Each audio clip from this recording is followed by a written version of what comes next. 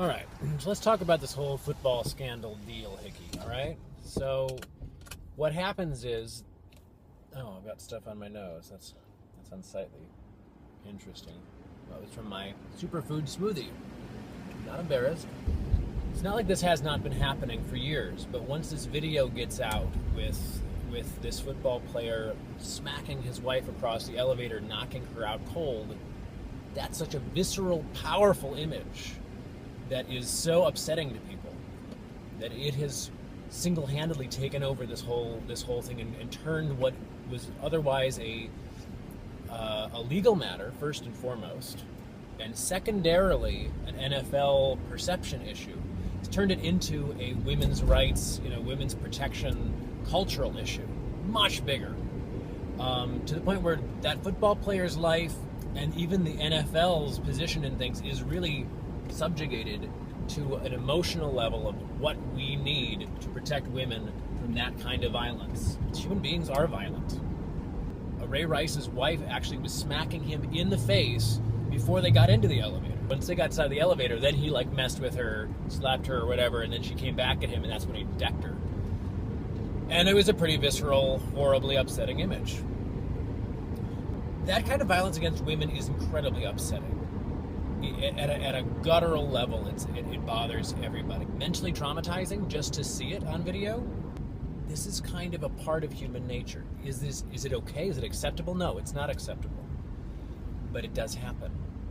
And for us to pretend it doesn't happen, only monsters would do this, I'm sorry, that just doesn't fit history.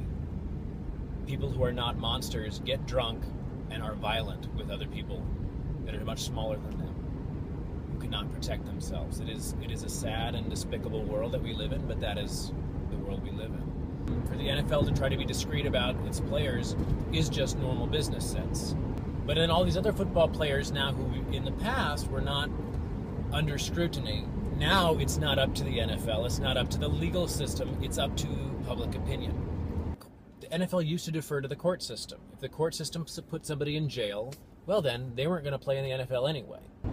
Is it setting a bad example to young kids that their heroes beat their wives or their kids? Absolutely, it's setting a bad example. Is that a reason for the NFL to suspend or permanently reject these players? Yeah, probably. What's interesting is how we don't seem to care what the legal system renders anymore. We're more concerned with the visual images. If we see that visual image and it upsets us, all of a sudden we have become judge, jury, and executioner.